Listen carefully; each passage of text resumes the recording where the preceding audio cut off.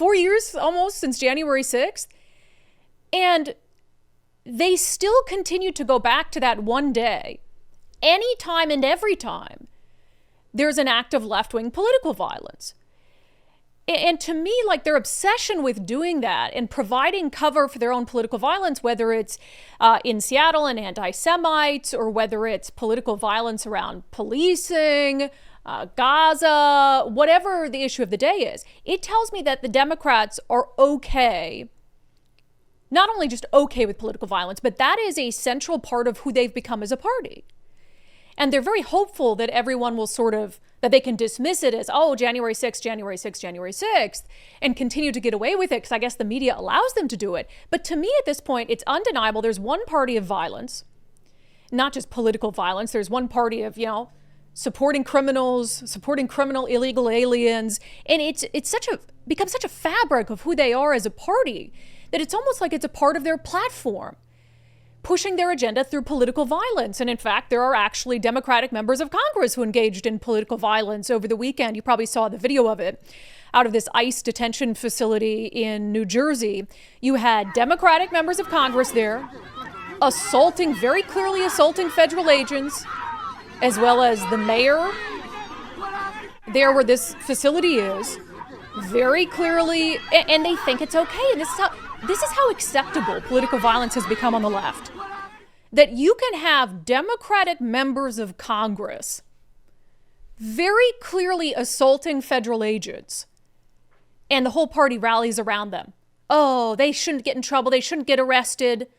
I saw one, God, I don't remember what Democratic member of Congress it was, defending them, saying they were just resisting against unknown people in masks. Federal agents, very clearly labeled, very clearly federal agents. So there is really no, I don't think at this point, political violence that the left can engage in that the left won't find an excuse for. And the common excuse is, oh, January 6th. Yeah, don't get us started on political violence. January 6th, Trump supporter. And it's just so exhausting. And to me, it's a sign of a really intellectually dishonest person or a really unintelligent person. But you see it happen so much. And again, I mean, you look at, UW, everything that happened at the University of Washington last week, how there really still has been no genuine condemnation from Democratic leadership in the state of Washington. You've heard nothing so far from Mayor Harrell, to the best of my knowledge. They've been prompted here and there from the media to answer. Bob Ferguson, for instance, Governor Bob Ferguson, who was indignant that a reporter would dare ask him during a press conference on housing to condemn left-wing extremism on the campus of his alma mater. So we're a week out from that. There's still been no real condemnation, even though it's very clear that what happened at UW is about the extermination of Jewish people. There's really there's this clip I didn't play on the show last week, but this was after the protesters, as the media calls them, just violent extremists, were arrested. And then there was a protest to demand their release. And I mean, they're just saying the quiet part out loud now. We don't sell out our brave activists, just as we don't sell our homeland. Al-Aqsa flood on October 7th planted the seeds of revolution in the oppressed and toiling masses of the world. From Venezuela to the Philippines to Kashmir to Tufan al-Aqsa is the tip of the spear in the global fight against Zionism and imperialism, and serves as a beacon for all revolutionary strugglers. Yeah, October 7th serves as a beacon for the revolution. October 7th, kidnap, murder people out of Israel, Jewish people. So it's very clearly you have a large segment at this point of the Democratic Party that through its inaction and through its silence has embraced violence, political violence. And it kind of makes sense though, right? Because they have also become the party that has embraced violent criminals. Look at all the public safety proposals in Olympia. And what do they all have in common? They're all about making life easier for convicted violent criminals and making it harder for the rest of us to protect ourselves, to defend ourselves. Like the law-abiding people are totally screwed. So it's a total platform of the left now, is embracing violence. They are the party that embraces violence, that embraces extremism, no amount of whataboutism about January 6th can even begin to, I think, rid them of what should be their stigma. And it's hard for me that reasonable people aren't seeing this yet, because I still see, and one of the things that was just pissing me off over the weekend was I was talking about and posting about this ICE facility where the Democratic members of Congress tried to push their way in. And I guess it never ceases to amaze me. All the responses I get that continue to say January 6th, January 6th, January 6th. And I'm just like, you're no longer serious people. That is no longer a serious retort to anything that the left is doing right now. And I mean, so to me, that's an indicator. Just ignore those people. Don't engage in any conversations or debate with anyone who wants to make an excuse for what happened at UW last week, make an excuse for the violence against ICE agents by saying January 6th. How long does January 6th get Democrats a free pass for political violence? How long do they think, how many years do they believe that they can continue to use January 6th as an excuse for their own acts of political extremism? Well, the answer is they'll do it as long as voters let them. As long as their base gets excited by it, as long as the media lets them off the hook with that excuse, they'll keep doing it. And it's really the media's fault, ultimately, because if the media eats it up and all this, and the media won't call out left-wing extremism, but they'll continue 4 years later to do story after story after story after story on January 6th. It's absolutely outrageous to me. I don't even know how to confront it anymore because it's such a widespread, pervasive thought process within the Democratic Party. And I have a clip coming up from our Sunday show that I think explains some of what's going on very, very well. But I also wanted to point out for these terrorists at UW last week, there's a literal GoFundMe for them right now. Please don't donate to it, obviously. I'm not going to put a link out there. I don't think you would. Support students and community members. Who the hell they've raised more than $1,000. Who's giving them money? And it just cracks me up the way they describe their struggle. Many of our students and community members sustained injuries from the brutal tactics used against those occupying the building by the riot police. At least one student has been evicted from their campus housing due to suspensions. We're asking for community support in paying legal and medical fees, as well for living expenses for those evicted, fired, or banned from their workplaces as a result of the violence and repression brought against protesters. Protesters who started fires and did more than $1 million in damage, and they're the ones being oppressed. You just cannot make this stuff up. I had a great guest on Sundays with Subscribers yesterday, named Nivette Basker, and Nivette is with a group called UW Jewish Alums, and we got into this whole conversation about what's going on here? What's going on here that you don't see, left-wing anti-Semitism condemned in the same way as you would see right-wing? If it had been, as I always say, a right-wing neo-Nazi that took over the campus, there would have been universal condemnation, absolute major police response, governor on scene. And not only do you not see the condemnation when it's left-wing anti-Semitism or extremism or whatever it is, you see this passive support for and normalization of it. And I thought Nivette had a really good explanation, probably the best I've heard, for why this left-wing extremism seems to be tolerated by so many otherwise reasonable-seeming people. The anti-Semites, the people who are truly celebrating the murder of Jews, have done actually a remarkable job packaging their hatred in socially acceptable, progressive language and pretending to be championing causes of freedom and civil rights and international law. And it all sounds so good until you listen to what they're actually saying. And it's frankly ridiculous, but it brings along, so this small group of haters are dragging along with them a larger group of well-intentioned progressives who believe that they're standing up for justice and freedom and all of these other beautiful things.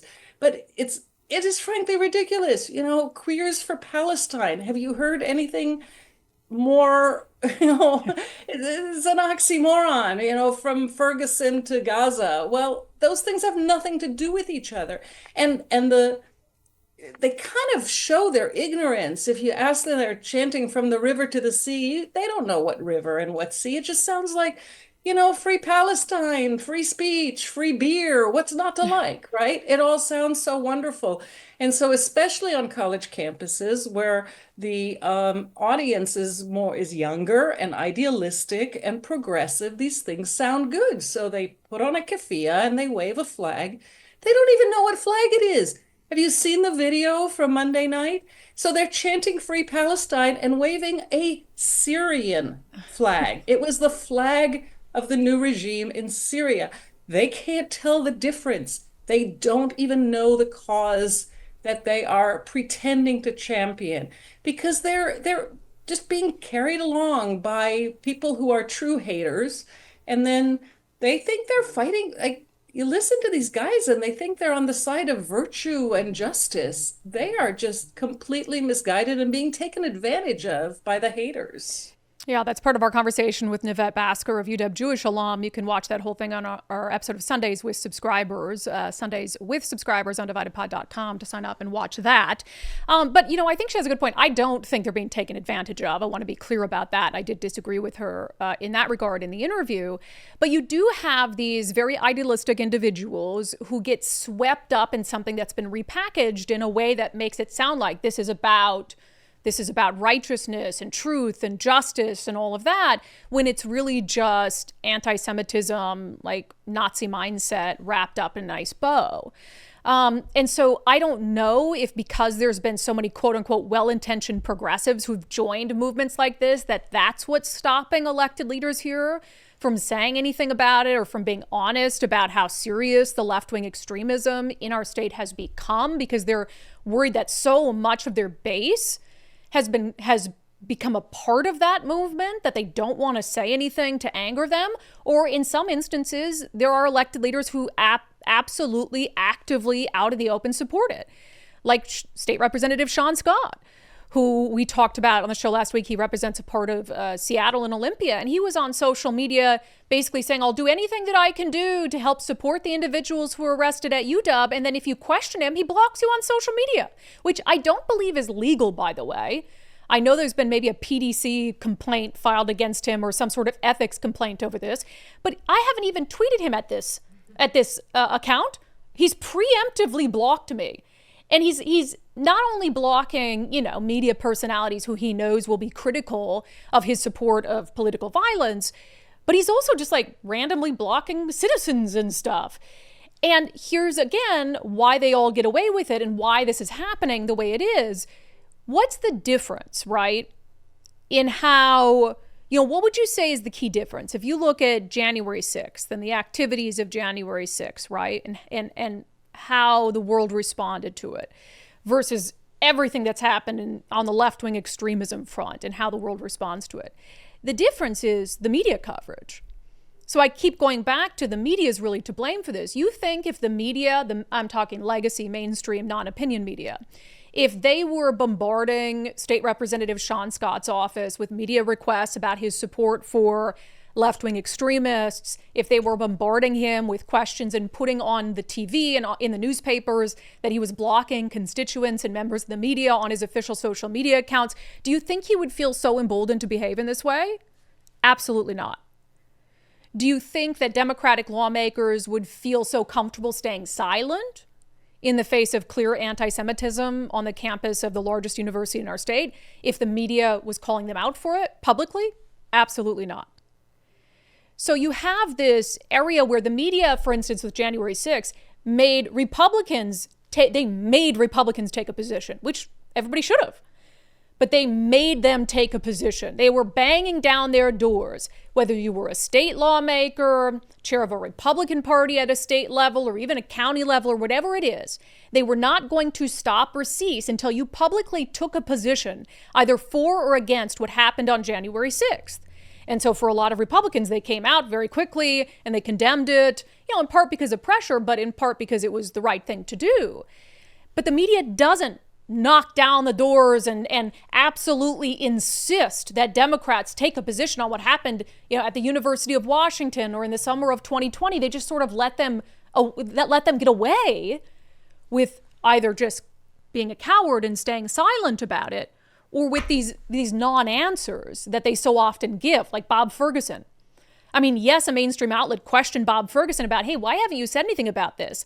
But Bob Ferguson just sort of scoffed and was indignant that he even got asked the question. Now, had the media in the room not been hopelessly biased and insisted, no, we want you to answer that question and continue to follow up, as they would have if it had been a Republican who was failing to condemn right-wing extremism, we'd be in a very different situation. And you wouldn't see it be so pervasive. So as usual, the issue comes down to the media, and the media allowing it to happen and allowing people in power to get away with things like that as long as they agree with them ideologically. And what do we do about that? I've been thinking about it all weekend. I mean, what do we do about that? You know, we can be here and we can talk about it. We can encourage people and, keep expanding our reach so individuals see the just glaring hypocrisy of this. But until we demand the media does better, I don't think that there's going to be much of a difference. And so I've continued to encourage you guys to be in the comments of any sort of mainstream legacy media post or story that plays down left-wing extremism, or that continues to obsess over the one case of right-wing extremism I can think of in the last 4 years as a scapegoat. We really have to absolutely be down their throats about them failing to do their job, especially in a state like Washington, where Democrats are in control of everything. So the media not seeking at every juncture to hold them accountable here is even worse than the national media, because they really are the ones in power here and the ones in control here. It's just infuriating to me. I'm so sick of hearing about January 6th. And I've been morally consistent on this, so I can say I'm sick of hearing about it. I mean, look, I was consistent about it when January 6th happened. I was on the news. We were covering it wall to wall, treating it with the seriousness that it deserved. Now, I have come to believe that some J6ers, in comparison to left-wing extremists, were overcharged and overprosecuted. I had a J6er on my show. We talked about that very issue. So they want to act like, oh, Brandi, you're taking it easy on the... No, it's been 4 years, and I've said a lot of things about January 6th and the people who were part of it and the politicians who allowed it to happen. And there's no willingness at all for the left to take any accountability. By the way, there was a meeting on Friday of the Domestic Violent Extremism Task Force. We're going to break it down for you on the show tomorrow. We already know that it's a complete farce, only interested in talking about right-wing extremism in a state where virtually no right-wing extremism exists. Really quickly, speaking of Sundays with Subscribers, we don't know what happened to our episode yesterday yet. I have conspiracy theories. So we put up our Sundays with Subscribers episode as normal, and it's a fantastic episode with 2 great interviews. And then, like this, it was taken down, and it said it was taken down by us, which it was not taken down by us. So I thought, okay, maybe a glitch, reposted it. It was taken down again. We have not gotten an answer yet from Patreon about what exactly happened. We think it's back up. I heard from people that they were able to watch it last night. We also provided subscribers with an alternate link.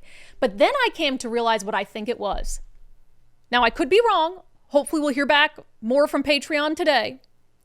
I think it was the Olivia jerks off to Jesus thing. I'm pretty sure. So I don't know if it scrubbed it. So one of our guests on our Sunday show was Olivia Krolchak. So she's the activist who's fighting to protect girls' sports, who's been doing all these speeches with Riley Gaines. And she was on campus at the University of Washington last week. And there were all these gross signs about her outside. And in the interview that was part of the show that kept getting taken down by Patreon, we talked about some of those gross During signs. the event, we could certainly hear a lot of the protests, which, once again, free speech. It was just a little annoying. But as you saw outside, there were people throwing bags of human feces at people. They had chants and songs about me, which was so weird. Signs saying Olivia jerks off to Jesus. So a lot of weird things, but ultimately went off without a hitch. Yeah, I had to ask you about the Olivia jerks off to Jesus. Poor Olivia. And they were also handing out flyers that said essentially the same thing. What is this all about? I think they're just mad that I have a very Catholic stance on my social media. I think they're just jealous that they haven't found God. And you know what? I will continue to pray for them every single day that they do have a moment where they come to find Jesus. I might be okay if that's the reason the video was taken down. If AI scrubbed it and it heard the phrase jerks off to Jesus and it decided, well, now we'll lose this episode too as well. But no, I think they put it back up. I'm not exactly sure what happened. I'm trying to get to the bottom of it, but maybe it was the jerks off. Maybe I should stop saying that sentence. J-O's to Jesus. Just ridiculous. But you can watch the Sunday Show now. I believe that they've put it back up. So we had that great interview with Nivette Basker on just all this craziness around the left-wing anti-Semitism and what's happening on college campuses. And then we had an awesome conversation with Olivia Krolchak, 22 years old, finds herself in this position where she's going all across the country. I mean, being bombarded by haters for just the simple act of wanting to protect girls' sports. So both of those interviews were just fantastic. So if you would like to become a subscriber to catch our Sunday shows, you can sign up undividedpod.com, undividedpod.com. Usually the Sunday show is there. But this, if you signed up to watch it yesterday, you might have been disappointed for a little bit when you went there and it had been taken down. But I don't know, TBD what happened there. First time that's ever happened.